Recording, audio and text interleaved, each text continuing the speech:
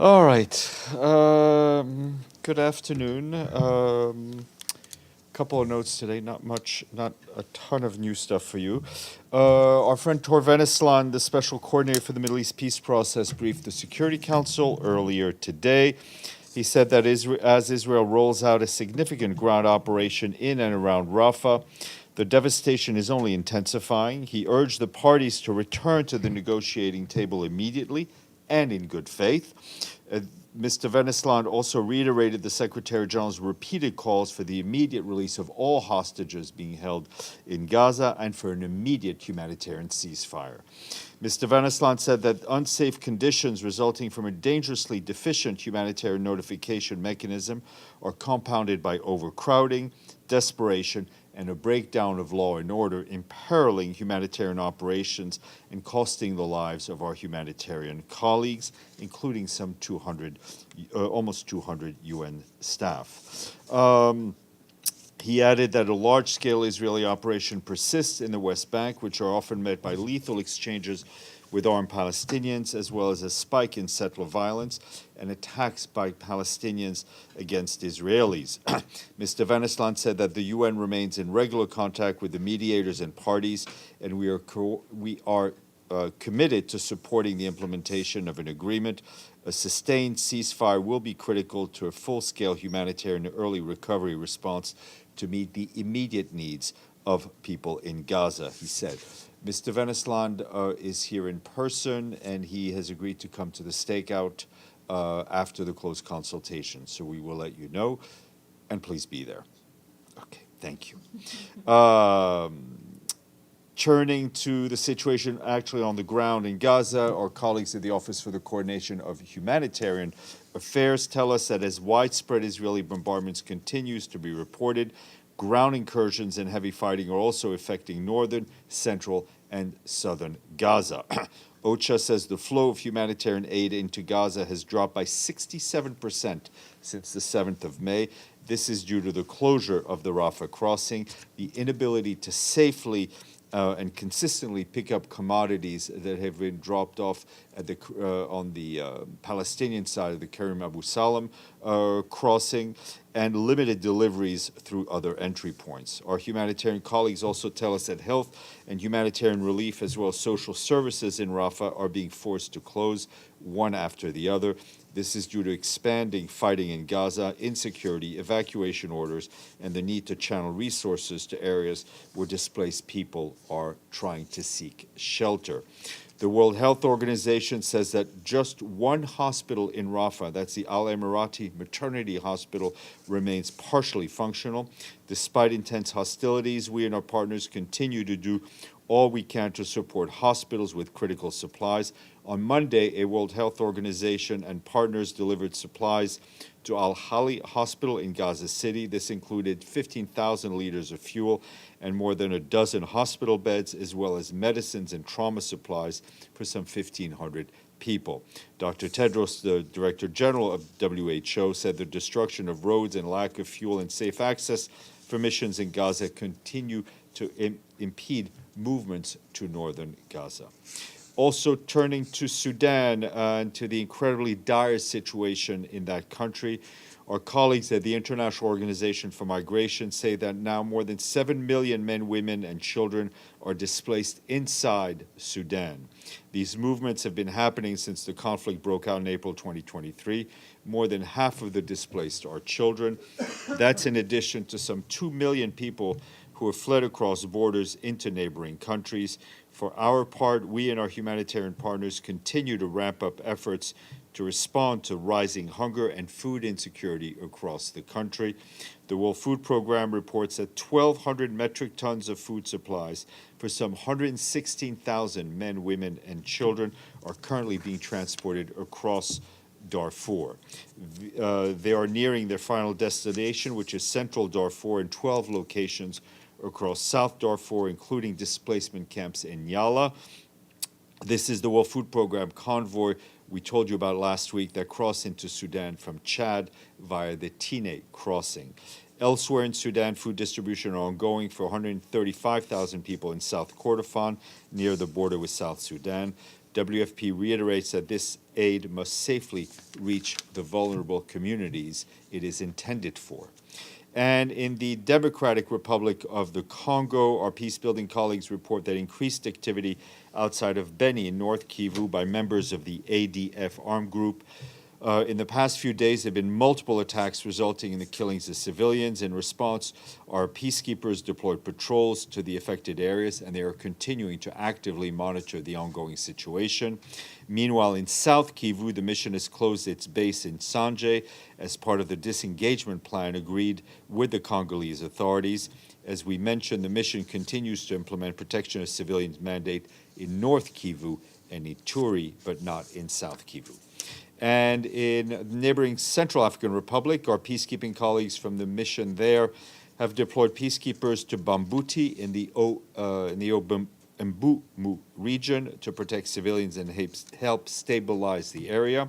As that part of the country between Bambuti and Zemio in the southeast, close to the border with the Congo and South Sudan, has witnessed a series of clashes between two armed groups in the last month. Those are the UPC and the Azande militia. Many civilians have been killed because of these clashes between these armed groups. The deployment of peacekeepers in Bambuti also puts in place the conditions to secure the national road linking the cities in the southeast to facilitate delivery and distribution of humanitarian aid. The mission has also intensified patrols in the area to improve security and protection. Couple of additional notes to a new report by the International Labour Organization in Geneva predicts that global unemployment will fall slightly this year. The rate will stand at 4.9%, down from 5% in the last year. Warning that inequalities in labor markets persist, the report's detailed figures show that women, especially in low-income communities, are disproportionately impacted by the lack of job opportunities. Meanwhile, women in high-income countries earn 73 cents compared to the dollar earned by men. This report reveals critical employment challenges that must be addressed more online. And I have a note for you on artificial intelligence. Our colleagues at the International Telecommunications Union are organizing and hosting the AI for Good Global Summit starting today in Geneva. That's the UN's first AI Governance Day to discuss how best to implement our principled AI frameworks while ensuring that no country is left behind. The Secretary General will send a video message that will air tomorrow. We will share that with you. He will underscore the importance of building a safe and inclusive AI that is accessible to all. There will also be events during the summit featuring innovations in generative AI, robotics, and brain-machine interfaces. I think I need a brain-machine interface. While we are marking it tomorrow, today is the actual International Day of UN Peacekeepers. It is observed this year under the theme Fit for the Future, Building Better Together. This year's International Day looks at the invaluable contributions that military, police, and civilian peacekeepers have made over the last 7 decades. As we mentioned yesterday, there will be few events to mark this important day. Tomorrow, the Secretary General will lay a wreath to honor all UN peacekeepers who've lost their lives since 1948. And also, as a reminder, the Undersecretary General for Peace Operations, Jean-Pierre Lacroix, will be our esteemed guest tomorrow at this very briefing. Anade. Thank you, Steph. I just wanted to follow up on the remarks you made yesterday. You said 43 trucks had made it into Gaza through Kerem Shalom. Has there been an update on that number? And do you have any granular details about what's in the trucks? No, I don't have an update on those numbers. And those were trucks that we picked up from the Palestinian side, because I will try to get a packing list for you. Please, Georgia.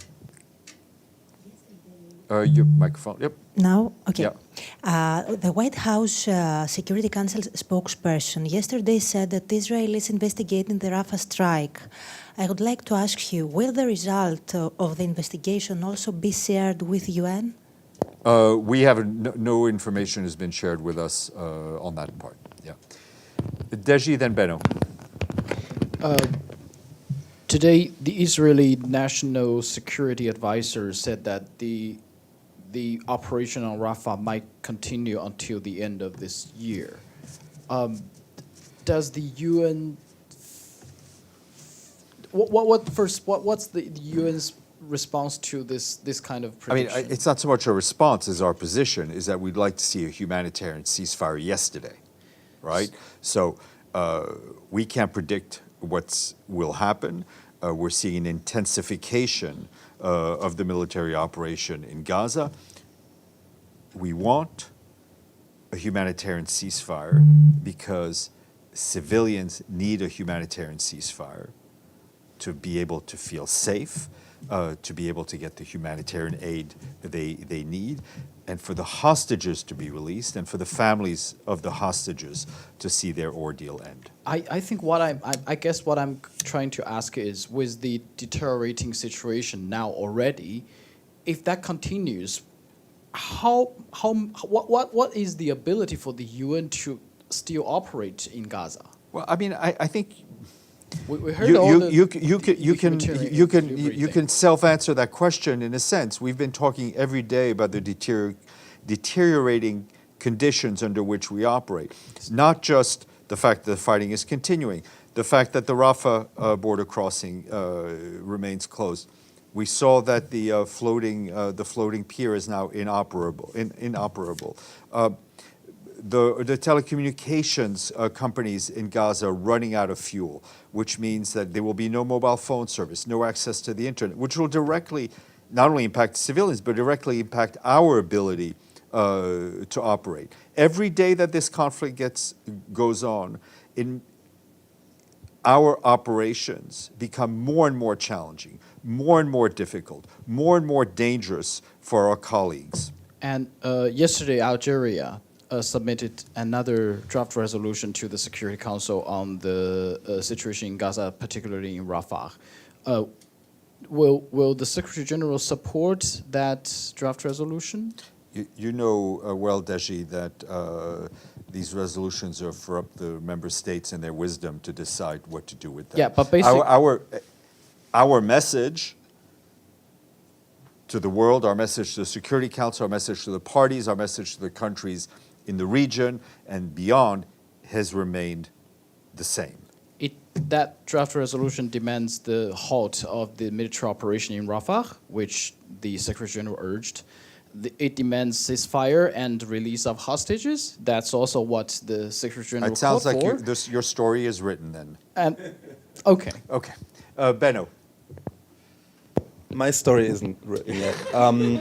It is written. A senior Israeli official has said that the Gaza war, he expects it to continue till the rest of the year. When you heard that, what was your reaction? Well, your friend Deji just asked a question. Oh, I never 45 listened to seconds Deji. ago. So I'm sorry, I have another question then. So your story is in fact written.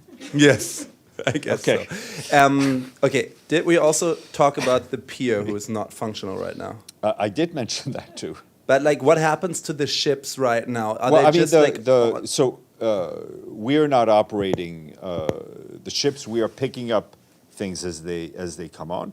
137 trucks were taken by the World Food Program from the floating pier to their warehouse in Deir al-Balah. So that was from the period of operation of the floating pier. That's what we got out of it.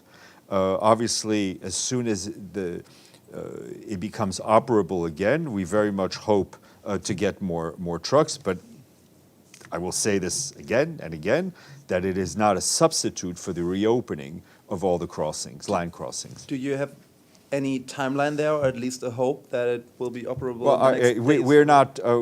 We didn't build it. We very much hope that the Americans will be able to repair it, make it functional as quickly as possible. Vladimir. Thank you, Stéphane. Last week, we saw some chaotic actions by Russia regarding the peace issue. The Kremlin sources Regarding what, sorry? regarding sort of peace issue. Peace. Okay, yeah, sorry. Yeah. Peace process. The Kremlin sources spread disinformation about the readiness for peace. And at the same time, Russia refuted them with the bombing of Kharkiv and statements by Moscow officials. So does the Secretary General see any signs of Russian ruler Putin's desire to end the war? Look, I will leave that analysis to analysts and journalists.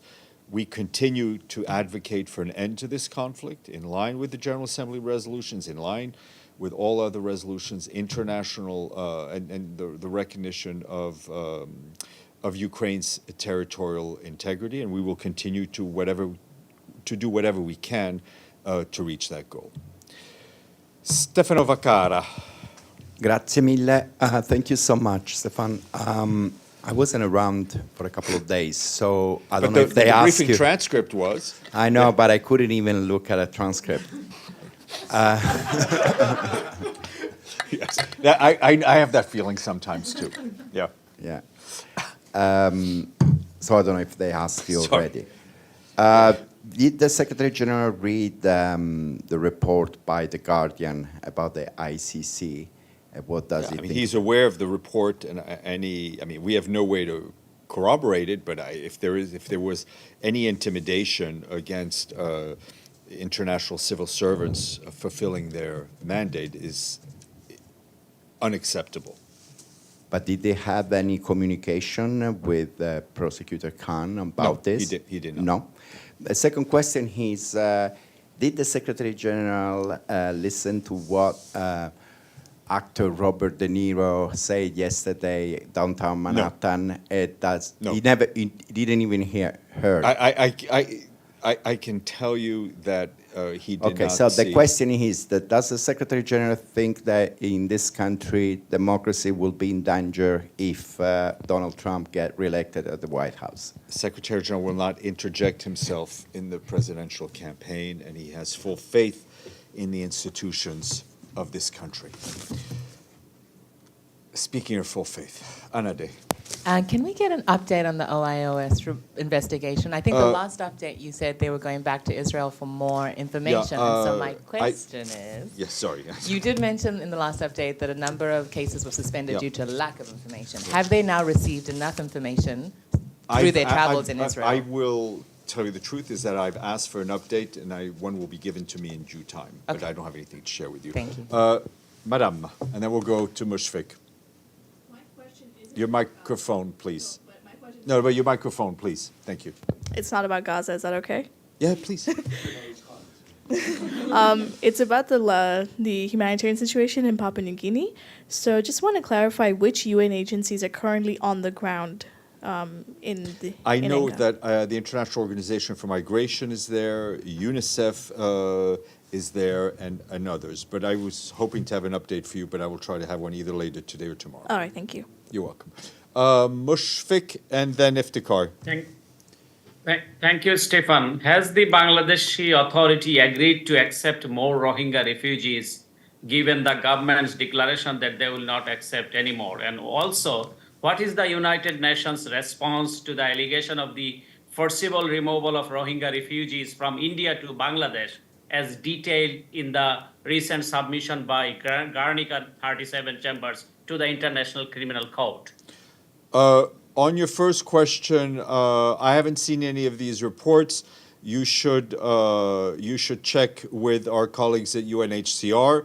Obviously, Bangladesh is being a very generous host to a very large Rohingya population, and I think the host communities in Bangladesh have been very generous, and we very much hope the international community will continue to support our humanitarian operations there. On your second question, I haven't seen anything, but I can tell you that we firmly stand against any forcible removal of refugees back to places that are not safe. Refugees should be able to go home voluntarily in a safe and dignified manner. Iftikhar Ali. Thank you, Steph. I was a bit late in joining, but did you give an update on the casualty figures in Sunday's Israeli strike in Rafah? I did not. Because- I did not, and I do not have one. Juliet yesterday mentioned about 200 killed. Is that figure confirmed? I'm sorry? Juliet Roma yesterday said that up to 200 persons have been killed according to medical sources. Do you confirm that figure? I do not have anything. I don't have anything more than what she said. And secondly, how do you respond to a statement like what Nikki Haley, the former U.S. ambassador to UN, said yesterday, wrote on the Israeli tank shell, finish them. Look, we don't comment on what every private citizen does. We continue to focus on peace.